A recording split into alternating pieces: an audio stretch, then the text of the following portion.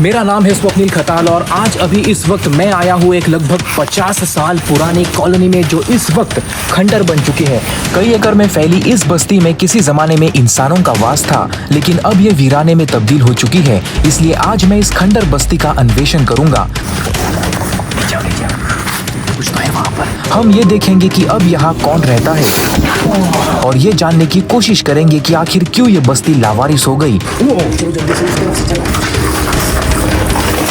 और मैं इसके काफी करीब हूँ। ये जगह बहुत पुरानी है और पुरानी जगहों में गड़े होते हैं राज। इतने छोटे छोटे कंपार्टमेंट किस चीज के लिए बनाए गए होंगे? तो देखना यह है कि क्या आज मैं इस बस्ती के वीरान होने का राज जान पाऊंगा। हर तरफ सांप ही सांप का नजारा है और मैंने हिला तो इस तरह से तो उनकी पूरी फौज बाहर निकलेगी। ये जानवर तो जबरदस्त है, इसकी फुफकार सुन रहे हैं आप? ये दीवार देख रहे हो?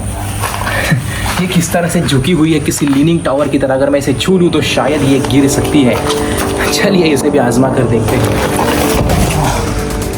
इसीलिए ऐसी जगहों पर आना, अन्वेषण करना हमेशा जोखिम भरा होता है। ये पूरी की पूरी इमारतें जो भी यहाँ पर दिख रही है, सब की सब इस तरह से खस्ता हाल हो चुकी है। संभाल कर करना होगा ये वाला एक्सपीडिशन। और रेलवे लाइन के बगल में बसी इस जगह में दाखिल होते ही मुझे एक जानी पहचानी हरकत दिखाई दी। अब जरा इसे देखिए कि इस टाइल के नीचे कौन बैठा है। देखा आपने? इसीलिए ऐसी जगहों के ऊपर हमेशा सतर्क रहना बहुत ज़्यादा ज़रूरी होता है। ये एक काफ़ी बड़ा वयस्क ट्रिंकेट प्रजाति का सांप है जिसने अब मेरी मौजूदगी को महसूस कर लिया है। ये जुबान निकालकर सूंघकर जानने की कोशिश कर रहा है कि आखिर मैं इसके लिए कोई खतरा तो नहीं हूँ। लेकिन यहाँ पर मैंने देखा था उसका पेट काफ़ी फूला हुआ है। इसका मतलब ये है कि उसने, ये देखिए यहाँ पर, इसका मतलब ये है कि उसने कुछ खाया है। ये सांप इस तरह के परिवेश में रहने के आदी होते हैं और इंसानी बस्तियों के आसपास रहना काफ़ी पसंद करता है। अगर मैं ज़ोर से हरकत ना करूँ तो ये यहाँ पर जा रहा है। चलो जल्दी से उस तरफ से चलो। एक सेकेंड, क्या आपको यहाँ कोई जानवर दिखा? पहली बार मुझे भी नहीं दिखा था क्योंकि मेरी नज़र सांप पर थी, लेकिन वापस लौटते वक्त मैंने उसे भी देख लिया। यहाँ पर है। मैं इसे हल्के हाथ से उठाने की कोशिश करता हूँ, बशर्ते ये मुझे काटे नहीं। बहुत ही प्यारा होता है ये सांप, मेरे सबसे मनपसंद सांपों की सूची में इसका नाम यकीनन काफ़ी ऊपर है। वो इसलिए क्योंकि ये आक्रामक नहीं होती। देखा, मैंने बहुत हल्के हाथ से इसे पकड़ा हुआ है, इसीलिए ये मुझ पर अब ये थोड़ा सा कंफर्टेबल हो चुका है। यहाँ पर आप देख सकते हैं उसका पेट काफ़ी फूला हुआ है। इसका मतलब ये है कि इसने किसी चूहे की दावत ली होगी। ये इस वक्त कैमरा की लेंस को सूंघ कर देख रहा है कि आखिर ये है क्या चीज़, क्योंकि इसने अपनी ज़िंदगी में कभी भी कैमरा नहीं देखा होगा। लेकिन आप जानते हैं यहाँ पर कि ये सांप काट नहीं रहा, इसीलिए मैं इसे इस तरह से हैंडल कर रहा हूँ। अगर ये जहरीला होता तो मैं कभी भी ऐसा करने की जरूरत नहीं करता। यानी कि ये सांप जहरीला नहीं होता, लेकिन फिर भी इसके जबड़े के अंदर छोटे छोटे सुई नुमार नुकीले दांत होते हैं जो कि शिकार को दबोचने के काम आते हैं। और ये एक निशाचर प्रजाति का सांप है, इसीलिए रात को ज़्यादातर सक्रिय रहता है। लेकिन बहुत सारे लोग हैं जिनको इस तरह के सांप अच्छे नहीं लगते और वो सांपों के साथ इस तरह से मुलाकात करना पसंद नहीं करते। अगर आप भी उन लोगों में से एक है और आप चाहते हैं कि ये आपके पड़ोस में ना दिखाई दे, तो आपको आपका जो इलाका है उसे साफ़ सुथरा रखने की ज़रूरत है। क्योंकि अगर आप गंदगी करेंगे तो वहाँ चूहे आएंगे और चूहे आएंगे तो फिर ये जनाब वहाँ पर आपको यकीनन दिखाई देंगे। वैसे एक रोचक बात बताऊं, मैंने एक कहानी सुनी थी जिसमें लोग कहते हैं कि सांप और नेवले की जब जंग हो जाती है, लड़ाई होती है, तो नेवले को सांप डस लेता है। उसके बावजूद भी नेवला मरता नहीं, क्योंकि उनका कहना है कि नेवला किसी तरह की जड़ी बूटी को खा लेता है। ये वो जड़ी बूटी नहीं है, लेकिन किसी तरह की जड़ी बूटी को खाकर वो बच जाता है, सांप के जहर का असर नहीं होता। लेकिन उस कहानी की हकीकत ये है कि नेवले के ऊपर सांप के जहर का असर इसलिए नहीं होता क्योंकि अधिकांश जो सांप है हमारे देश में वो जहरहीन है। तो अगर वो जहरहीन सांप नेवले को ही नहीं बल्कि आपको भी अगर डसता है तो किसी तरह का नुकसान नहीं होता। लेकिन जहरीले सांप जैसे कि कोबरा या वाइपर अगर नेवले के साथ भिड़ जाए और वो नेवले को बाइट करे तो उसकी मौत होगी। लेकिन ज़्यादातर मामले में उनका बाइट नेवले को लगता ही नहीं है। वो इसलिए क्योंकि उसके शरीर पर बहुत सारे बाल होते हैं, वो बहुत ही सतर्क जीव होता है, तो बाइट फॉल्स तरीके से लग जाता है। यानी कि दांत आपकी त्वचा में अगर नहीं धसेंगे तो आपकी जान नहीं जाएगी। इस सांप की अगर मैं बात करूं तो इसका जो सिर है ये किसी अजगर की तरह होता है, काफ़ी लंबा सिर। ओह, कुछ नहीं करेगा, काफ़ी लंबा सिर है अजगर की तरह इसकी पहचान। और इसके शरीर का जो रंग है वो बिल्कुल किसी कील बैग की तरह होता है। बस कील बैग जो है वो काले रंग का होता है और ये भाई साहब चॉकलेटी कलर के होते हैं। चलिए, मैं इससे ज़्यादा बेचैन नहीं करना चाहता।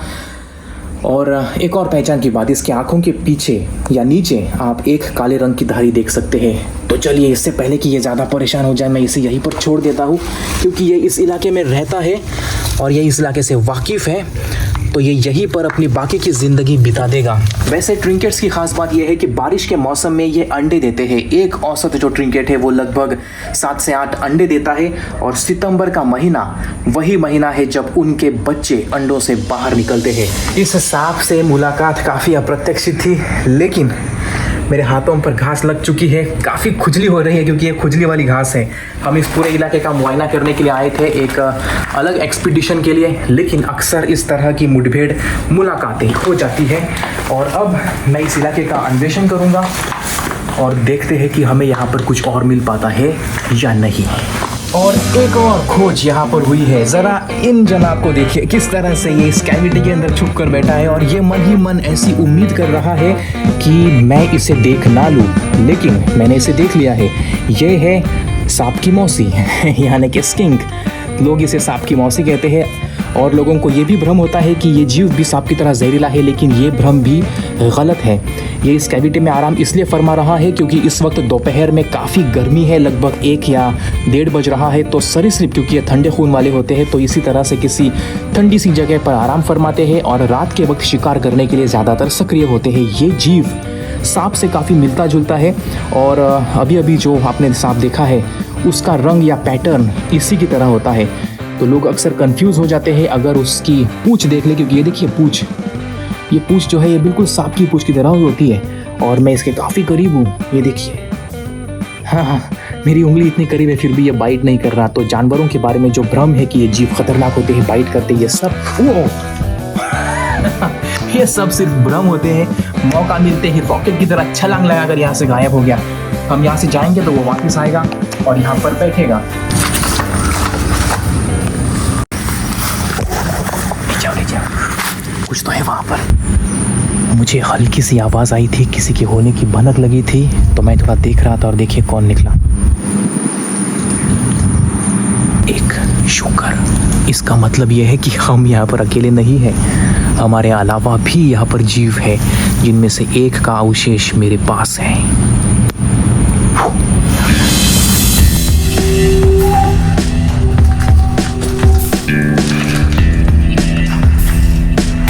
ये कमरा तो पूरी तरह से लकड़ियों का खजाना है। इतने छोटे छोटे कंपार्टमेंट किस चीज़ के लिए बनाए गए होंगे, मुझे तो समझ में नहीं आता।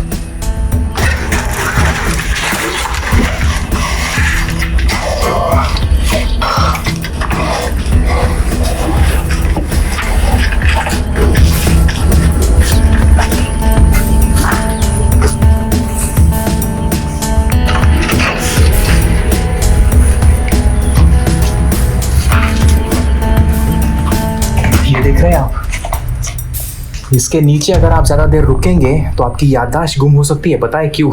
क्योंकि आपके सिर पर वो टाइल्स गिर सकती है, उनमें से 1-2 तो लटक रहे हैं वहाँ पर। ये बहुत ही ज़्यादा खतरनाक साबित हो सकते हैं। और उससे भी खतरनाक मेरा निशाना। बहरहाल आगे मुझे कुछ सपोलों की हरकत दिखाई दी। जाहिर है ये जगह सांपों को अंडे देने के लिए बिल्कुल अनुकूल है। ये जगह किसी सांप बिच्छू के लिए जन्नत साबित हो सकती है, लेकिन ऐसी गुप्त अंधेरी जगहों के अंदर चमगादड़ रहना भी पसंद करते हैं। अगर इसके अंदर चमगादड़ हुए और मैं इन्हें हिला दूं इस तरह से, तो उनकी पूरी फौज बाहर निकलेगी किसी बैटमैन की फिल्म की तरह, और मुझे वो फिल्म नहीं देखनी। बहरहाल आगे मुझे एक बड़ा मकान दिखा, तो सोचा लगे हाथ उसे भी जांच लूं। और ये वाला घर काफ़ी अलग थलग सा बनाया गया है, लेकिन इसकी छत थोड़ी सी ठीक ठाक है। हालांकि ये इतनी भी ठीक नहीं है कि मैं इसके नीचे ज़्यादा देर तक रुक सकूं। और अब मैं घर की बैक साइड में आ चुका हूँ। यहाँ पर भी कुछ थोड़े बहुत कमरे हैं। कमरे नहीं है, ये एक्चुअली बाथरूम्स हैं। और हवा में इतनी उमस है कि पसीने से तरपतर हो चुका हूँ, मैं भीग चुका हूँ। ये देखिए, यहाँ पर एक छोटा सा छत्ता भी है। ये मक्खियाँ डंक मार सकती है आपको बुरी तरह से ईंटों का। ओ एक सेकंड, यहाँ पर नीचे देखो, वहाँ पर एक सांप है, दिख रहा है? कैविटी के अंदर, ईंटों के ढेर के अंदर वो वहां पर बैठा हुआ है और उसका रंग देखकर लग रहा है कि वो एक स्पेक्टिकल कोबरा है। पहले उन सपोलों को और अब इस बड़े भाई को यहाँ देखकर मैं समझ गया कि अब इस वीराने में सांपों का कब्जा है। मुझे उसकी फुफकार सुनाई दे रही है, उसे मेरी यहाँ पर भनक लग चुकी है। मैं उसे यहाँ से निकालूंगा नहीं क्योंकि ये उसका परिवेश है, लेकिन बस हम एक झलक देखने की कोशिश करेंगे उसकी।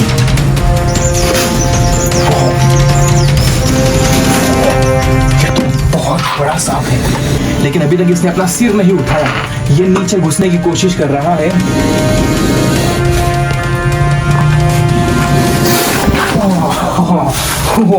ये देखिए दोस्तों, कितना बड़ा स्पेक्टिकल कोबरा।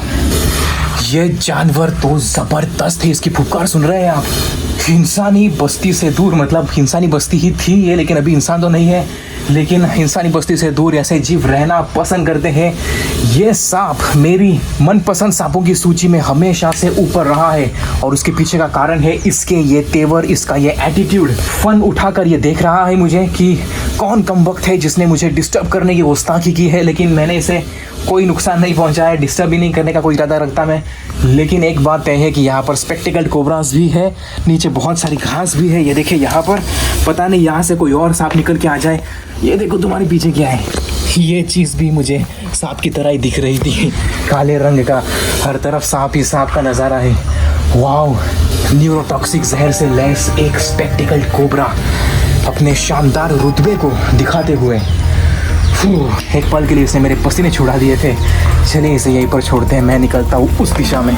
बहरहाल आगे वक्त की कमी के कारण इस वीराने का मेरा सफर अंजाम तक पहुंच गया और मैं एक नतीजे तक। तो सुबह मैं इस खंडर इलाके में आया था।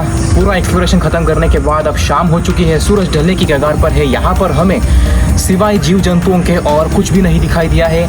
एक सवाल जो अभी भी सवाल ही है कि इतना बड़ा इलाका, इतने सारी इमारतें खंडर क्यों हो गई? और शायद ये उन गिने चुने सवालों में से एक है जिसका जवाब हमें कभी नहीं मिलेगा, लेकिन जो हमें यहाँ पर मिला वो सब आपने देखा, यानी कि मेरे मनपसंद जीवों का दर्शन हुआ है। उम्मीद करता हूँ कि ये एपिसोड देखकर आपको मज़ा आया होगा। अपना कीमती समय देकर इस हैरत अंगेज एक्सपीडिशन को देखने के लिए आपका बहुत बहुत शुक्रिया। मेरा नाम है स्वप्निल खताल और मैं आपसे अगली बार मिलूंगा। Till then, see you next time.